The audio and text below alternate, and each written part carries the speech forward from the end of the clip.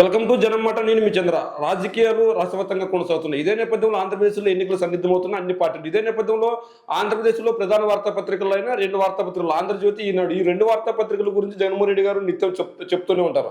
మరి ఎన్నికలు దగ్గర పడుతున్న తరుణంలో ఈ వార్తాపత్రికలు ఎలాంటి వార్తలు రాసి ఆ వార్తలో ఉన్న వెనక ఉన్న మర్మం ఏంటో ఒకసారి మనం చూస్తున్నట్లయితే, మనం ప్రముఖంగా ఈనాడు వార్తాపత్రికను చూసుకున్నట్లయితే కోర్టుకు సంబంధించి ఒకటి అయితే కోర్టులకు కత్తెర, భూ హక్కులకు పాతర, ప్రజల ఆస్తిరాస్తులకు ఎవరు కుంపటి రాజేసిన టైటిలింగ్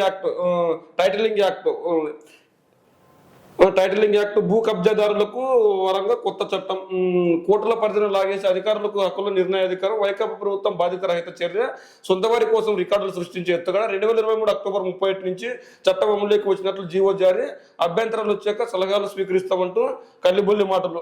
జగన్ సర్కార్ తీసుకొచ్చిన ఆంధ్రప్రదేశ్ భూ యాజమాన్య హక్కు చట్టం 2022 టైటిలింగ్ యాక్ట్ ప్రజలకు స్థిరాస్తులకు అత్యంత ప్రమాదకరంగా మారబోతుంది. ఈ చట్టంపై వారిలో తీవ్ర ఆందోళన మొదలైంది. సొంత వారి కోసం రికార్డులు సృష్టించేందుకు వైకాపా ప్రభుత్వం వేసిన ఎత్తుగడపై దీనిపై ఆరోపణలు వస్తున్నాయి. అక్రమాలను సక్రమంగా మార్చే ఆయుధంగా ఈ చట్టం దుర్వినియోగం కాదని, అందులోని వివిధ సెక్షన్లు అత్యంత ప్రమాదకరంగా ఉన్నాయని న్యాయవాదులు సైతం అభిప్రాయపడుతున్నారు. భూ వివాదాలను పరిష్కరించే అధికారాన్ని సివిల్ కోర్టు పరిధి నుంచి ప్రభుత్వం పూర్తిగా తొలగించింది. న్యాయశాస్త్ర పరిజ్ఞానం లేని అధికారులకు భూ యాజమాన్య హక్కులను నిర్ణయించే అధికారాన్ని కట్టబెడుతూ బాధ్యతారహితంగా వ్యవహరిస్తుందంటూ ఒక వార్త రాసుకొచ్చారు. ఏదైతే జగన్మోహన్ రెడ్డి గారి ప్రభుత్వం కొత్తగా వచ్చిన తర్వాత భూ టైటిలింగ్ అంటే యాజమాన్య భూ హక్కులకు కల్పించాలని చెప్పి టైటిలింగ్ యాక్ట్ అని ఒక చట్టాన్ని తీసుకొని వచ్చింది.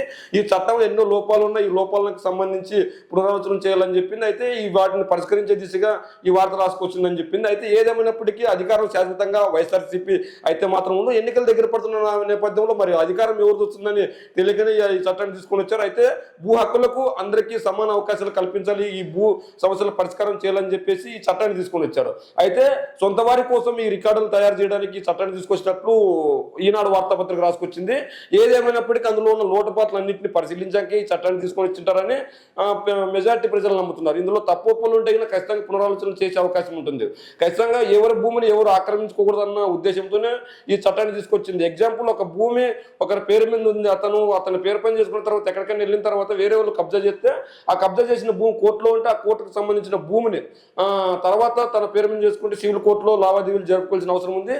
ఈ నేపథ్యంలో ఖచ్చితంగా ఇట్లాంటి సమస్యలన్నింటికి పరిష్కారం దిశగా ఈ చట్టాన్ని తీసుకొచ్చినట్టు చెప్తున్నారు. అదేవిధంగా ఇంకో వార్తా విషయాన్ని తీసుకొని వచ్చే మహిళలకు పట్టా అందిస్తున్న సీఎం జగన్ చిత్రంలో మిగిలిన వాళ్ళు ఏదైతే ఇళ్ల పట్టాలకు సభ్యుల సర్వాహకులు ఒంగోలు సభలు సీఎం జగన్ ప్రకటన, జిల్లా నేతల ప్రస్తావన లేకుండా ప్రసంగం, గైహాజరైన సిట్టింగ్ ఎంపీ ఎమ్మెల్యే మాజీలు, మధ్యంతర వృత్తికి మంగళం, అధికారం మే నెల వరకు ఉంటే జూలైలో పీఆర్సీ ఇస్తామంటూ జగన్ సర్కార్ కల్లుబుల్లి హామీ, ఐఆర్ తక్కువ ఇస్తే ఉద్యోగులు ఇచ్చే వ్యతిరేకత వస్తుందని ఇదే వార్త అంటే ఏదైతే పీఆర్సీకి సంబంధించిందో ఇదే వార్త ఈ ఆంధ్రజ్యోతి కూడా రాసుకొచ్చింది. రెండు ఒకేసారి మనం అనాలిసిస్ చేద్దాం, ఎందుకంటే ఒక్కోసారి ఒకటి చేస్తే టైం కూడా వృధా అవుతుంది.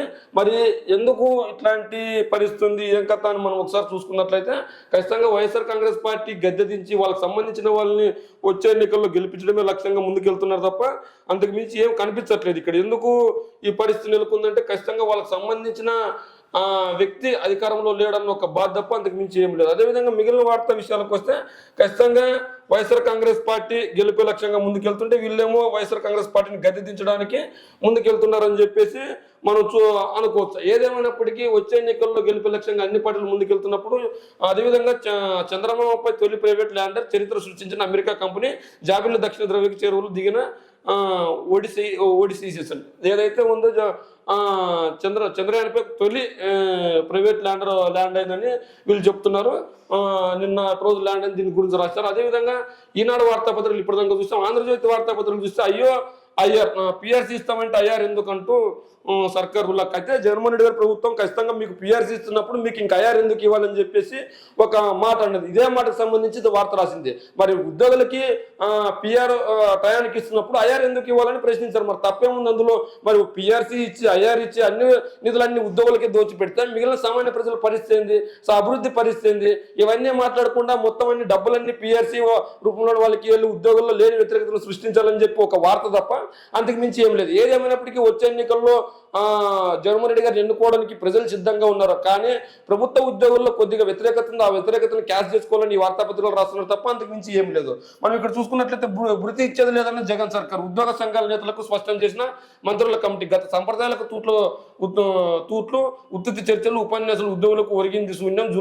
జూలైలో పిఆర్సీ ఇస్తామని ప్రయత్నం. పిఆర్సీ ఇస్తామన్నప్పుడు అయ్యారు ఎందుకన్నా మంత్రి బొత్స కరెక్ట్. మరి పిఆర్సీ ఇస్తామన్నప్పుడు అయ్యారు ఎందుకు ఇవ్వాలి వాళ్ళకి?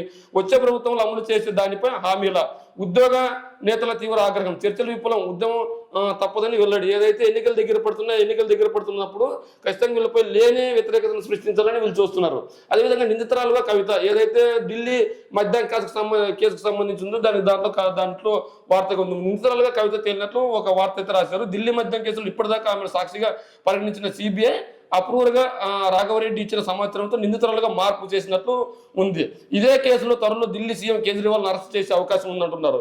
అదే సమయంలో కవిత అరెస్టు కూడా బీఆర్ఎస్ పట్ల బీజేపీ వైఖరి మారిన దృష్టినే ఈ పరిణామాలు. కాంగ్రెస్ తో పొత్తు కుదుర్చుకోవద్దని బెదిరించడానికి కేజ్రీవాల్ అరెస్టు చేసినా పొత్తు ఆగదు అని అంటే ఏదైతే ఉందో దానికి పులివెందుల గడ్డ పైన ఉంటా జగన్ ఇంటి పక్కనే ఉంటా ఏం చేసుకుంటారో చేసుకోండి అని ఏదైతే ఎన్ని స్కెచ్లు వేసిన ఏదైతే వివేకానంద రెడ్డి హత్య కేసులో ప్రముఖంగా ఉన్నారో అతనికి సంబంధించి ఒక వార్త ఉంది. ఈ వార్త ఉంది. అదేవిధంగా విశ్రాంత ఐఏఎస్ అధికారి జెండి హసన్ కన్నమూత ఈ విశ్రాంత గుంటూరులో గుంట అక్రమాలకు అడ్డంగా నియోజకవర్గం ఎమ్మెల్యే సొంత గోదాముల్లోనే కోట్ల విలువ చేసే గుట్కా స్వాధీనం. దాడి చేసి కేసు పెట్టిన నాటి ఎస్పీ గంటలోనే ఎస్పీపై బదిలీ వేటు. తప్పుడు పత్రాలతో తప్పించుకున్న నేత. గంజాయి అమ్మకాల్లో నేత బంధువు. దోపిడీకి అడ్డంగా ప్రభుత్వ ఆసుపత్రి. నగరంలో ఖరీదైన స్థలాల కబ్జా.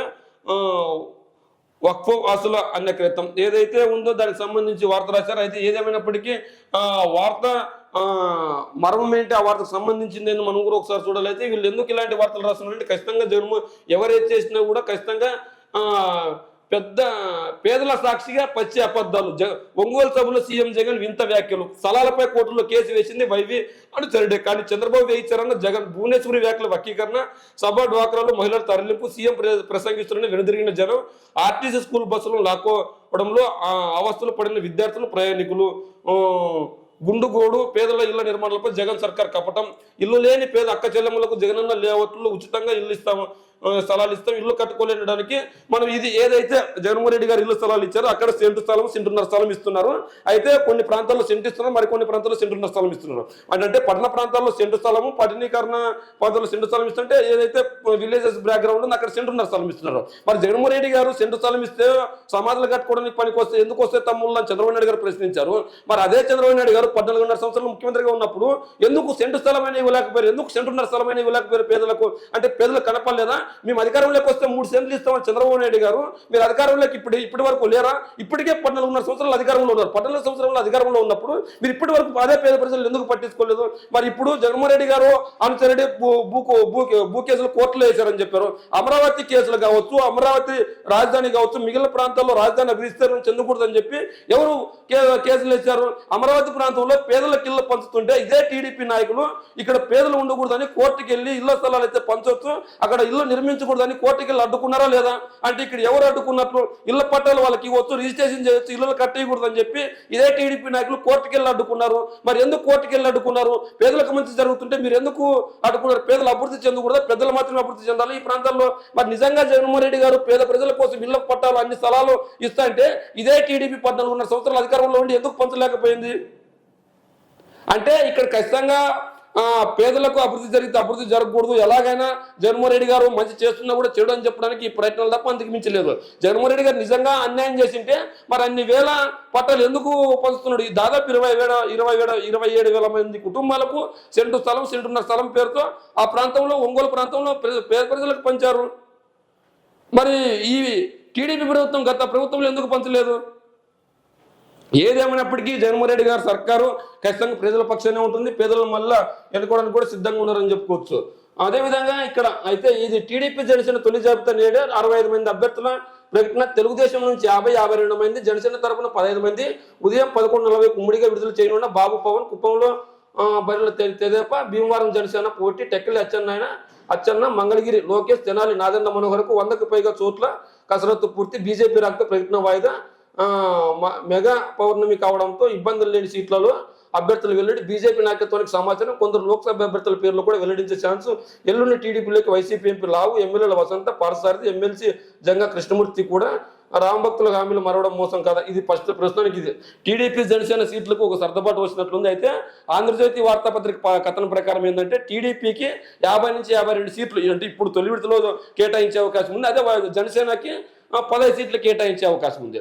ఏదైతే బీజేపీ ఆశిస్తుందో వాళ్ళు వస్తారా అన్న ఒక అయోమయంలో ఉన్నారు. వారు వస్తే కనుక ఏ సీట్లు వాళ్ళకి కేటాయించాలి, ఏ సీట్లు వాళ్ళకి కేటాయించకూడదు అన్న ఒక సన్నిధితో వచ్చిన తర్వాత పూర్తి వివరాలు త్వరలో వెల్లడిస్తామని చెప్పింది. మరి టీడీపీ 52 సీట్లు 50 నుంచి 52 సీట్లు ఇప్పుడు కేటాయిస్తుంది. మరి జనసేనకి ఎన్ని సీట్లు కేటాయిస్తారు అన్నది పూర్తిగా తెలియదు. కానీ ఇప్పుడు ప్రస్తుతానికైతే తొలి విడతలో 15 సీట్లు కేటాయించే అవకాశం ఉందని చెప్తున్నారు. మరి ఇదే కనుక 15 సీట్లు టీడీపీకి 15 సీట్లు జనసేనకి 52 సీట్లు జనసేన టీడీపీ కేటాయిస్తే మరి బీజేపీకి ఎన్ని కేటాయించే అవకాశం ఉంది? మరి ఈ పొత్తుల్లో భాగంగా మిగిలిన నాయకులు సహకరించే అవకాశం ఉందా? మరి ఇక్కడ వైఎస్ఆర్సీపీ నుంచి వెళ్ళిన ఎమ్మెల్యే ఎంపీ అభ్యర్థుల గురించి రాస్తున్నారు. మరి టీడీపీ నుంచి వచ్చిన ఎంపీ గురించి ఎందుకు రాయట్లేదు? టీడీపీ తిరిగి వైసీపీని వీడి మళ్ళీ తిరిగి వచ్చిన ఎమ్మెల్యే మంగళగిరి ఎమ్మెల్యే ఆర్కే గారి గురించి ఎందుకు రాయట్లేదు? ఏదేమైనప్పటికీ వచ్చే ఎన్నికల్లో గెలిపే లక్ష్యంగా అన్ని పార్టీలు ముందుకెళ్తున్నాయి. మరి ఈనాడు ఆంధ్రజ్యోతి కూడా టీడీపీ అధికారాన్ని కట్టబెట్టాలని మరోసారి ప్రయత్నాలు చేస్తుంది. మరి ప్రజలు ఎవరికి అధికారాన్ని కట్టబెడతారో మీ కామెంట్ రూపంలో తెలియజేయండి. మరి ఈనాడు ఆంధ్రజ్యోతి రాసిన వార్తల గురించి మీరేమనుకుంటున్నారో కూడా మీ కామెంట్ రూపంలో తెలియజేయండి.